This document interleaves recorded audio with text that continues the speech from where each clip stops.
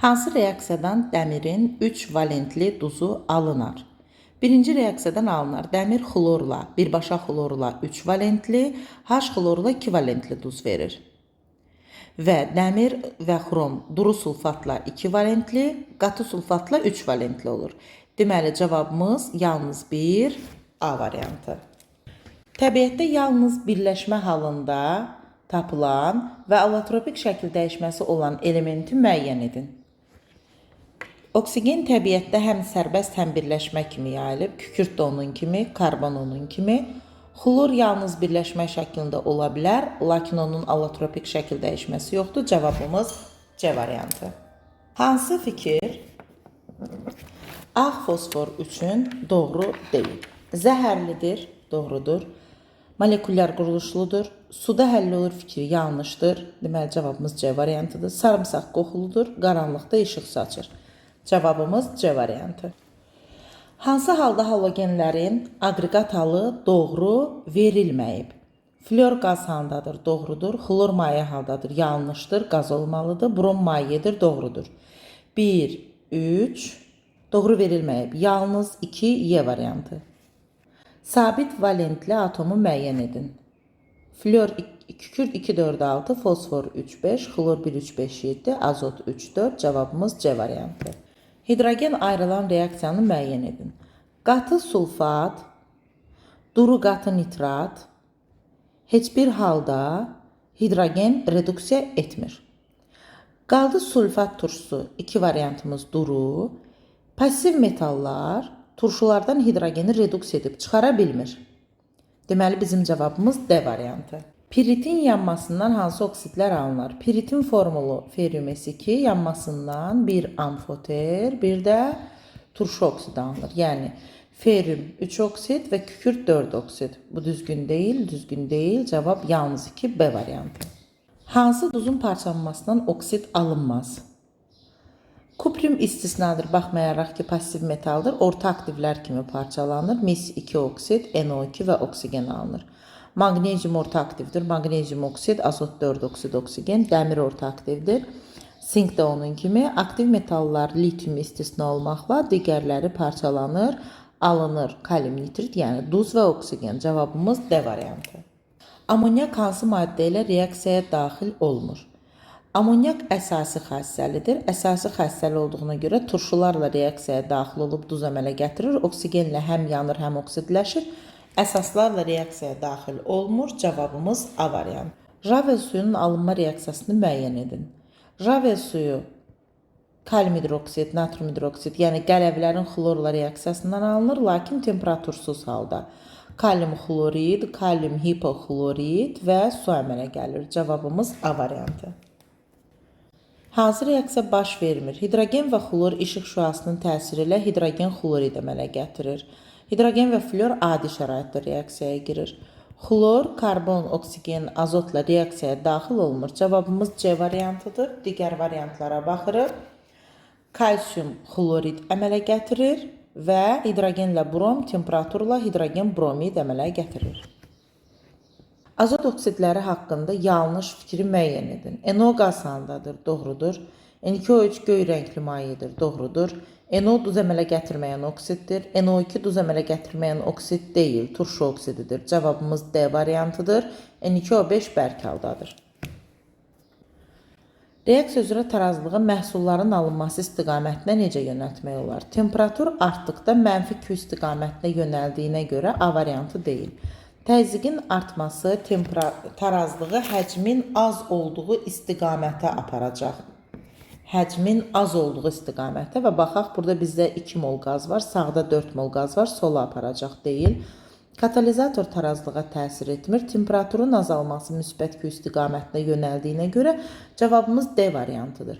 Digər variantımızı yoxlayaq. X2-nin qatılığını artırarıqsa, istiqamət sol tərəfə olacaq. Turş duzu müəyyən edin. Metal və turşu qalığı normal duz, 2 metal, 2 qat duz, hidroksil qrupu varsa əsasi duz. Cavabımız D variantıdır. Çünki turş duz metal, hidrogen və turşu qalığından ibarətdir. Digəri də qarışıq duz olacaq. Cavabımız D variantı. 3S2 qısa elektron formula malik atomun proton sayını, deməli bura qədər olan elektron formullarını qeyd etsək, 10 və 2 dənə də xarici təbəqədə var. Deməli bizim proton sayımız 3s2 olacaq 12. Cavabımız Y variantı. Deməli dəmir 3 oksidin hidrogen xloridlə reaksiyası olacaq ferrium xlor 3, yəni dəmir 3 xlorid və su. Və bu dəyişmə reaksiyasıdır. Çünki iki mürəkkəb maddə ilə arasında gedib yenidən iki mürəkkəb maddə əmələ gələn bir reaksiyadır. Cavabımız D variantı. Reduksiya prosesi müsbət 2-dən müsbət 3-ə gedib 1 elektron itirib reduksiya edicidir, oksidləşmə prosesidir. Bu da 2 elektron itirmiş formadadır. Kalsiumda onun kimi. Dəmir 0-dan müsbət 3-ə 3 elektron itirib, karbon müsbət 4-dən mənfi 4-ə 8 elektron alıb oksidləşdiricidir. Deməli, reduksiya prosesidir. Cavabımız D variantı. Hansı duz suda yaxşı həll olur? Natrium, kalium, ammonium, NH4. Bu iyonların, NO3, bu iyonların duzları suda tamamilə yaxşı həll olur. Yəni, kalium sülfat suda yaxşı həll olur. Cavabımız A variantıdır. Karbonatın ancaq natrium, kalium, ammonium duzu həll olur. Kalsium karbonat təbaşir, çöküntüdür. Xlor, argentium, plimbom ilə çöküntü verir. Sülfatın barium, kalsium, stronsium, argentium bu duzları çöküntüdür. Deməli bizim cavabımız olacaq A variantı. İyon rabitəli maddə, iyon rabitə metalla qeyri-metal arasında yaranan rabitədir və variantlarımızda bu ancaq B variantı ola bilər. Reaksiyadan alınan bəsit maddə üçün bu reaksiya xlorun laboratoriyada alınma reaksiyasıdır. Manqan 2 xlorid, xlor sərbəst və su alınır. Alınan bəsit maddə xlordur. Yanlış fikri soruşur. Havanın tərkibində xlor yoxdur. Birbaşa cavabımız A variantıdır. Digər variantları təhlil edək. Su ilə reaksiyaya daxil olur, xlorlu su verir. 2 atomlu qazdır. Molekulyar quruluşlu maddədir. Çünki bərk halda molekul kristal qəfəsə malikdir və sarı rəngdədir. Deməli cavabımız olur A variantı. Azot hansı halda yalnız reduksiya edici olur? Minimum oksidləşmə dərəcəsi olmalıdır ki, bir maddə orada yalnız reduksiya edici xassiyə göstərsin. Cavabımız D. Hansı reaksiyadan azot alınmır? Birinci reaksiya ammonium nitritin parçalanmasıdır. Alınır azot və su. Ammonium nitratda isə azot biroksid və su alınır. Deməli 2-də alınmır, 2-ni götürürük. Üçüncü reaksiya isə sırf azotun laboratoriyada alınma reaksiyasıdır. Mis, azot və su alınır. Doğru cavab yalnız 2C variantı. Həll olması təzyiqin artması ilə artan, deməli qaz halında maddələri soruşur. Bizdən olacaq 1, 3 və 4. Cavab 1, 3, 4. 50 qram duzu 200 qram suda həll olmasına doymuş məhlul alınır. Duzun həll olma əmsalını müəyyən edin. Həll olma əmsalı həll olan maddənin kütləsini həll edicinin həcminə bölüb 1000-ə vurmalıyıq. Deməli 50 qram duzu 200 qram suda həll edib və biz bunu 1000-ə vurduqda cavabımız olacaq 250 qram bölək litr. 2 mol nitrat turşusunun parçalanması. Öncə nitrat turşusunun parçalanma reaksiyasını yazaq. NO2, su və oksigen alınır. Əmsallaşdıraq 4, 4, 2. Əmsallarımız bərabərdir. Deməli 4 mol nitrat turşusu parçalandıqda 3 mol qaz qarışığı alınır. Bizdən 2 mol nitrat turşusunun parçalanması soruşulur. Deməli alınacaq 1,5 mol qaz qarışığı və bizdən neçə mol qaz qarışığı olduğu soruşur. Həcmi 1 litr olan qabda reaksiyanın sürətini hesablayın. Mol olaraq 5 moldan 1 mola gəlib, deməli 4 molu sərf olunub və bu 20 saniyə ərzində baş verib. Deməli sürət bərabərdir, mol bölək, həcm vuraq, 20 bərabərdir, 4 bölək 20, yəni 0,2.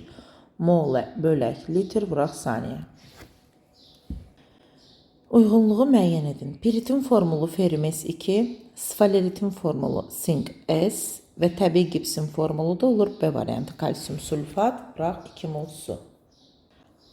Laboratoriyada indikatorların mühitə təsirini öyrənən şagirdlər təcrübə olaraq neytrallaşma reaksiyasını apardılar. Məhlulu lakmus kağızını qırmızıya boyayan X maddəsi ilə Y maddəsinin məhlulunu qarışdırdılar.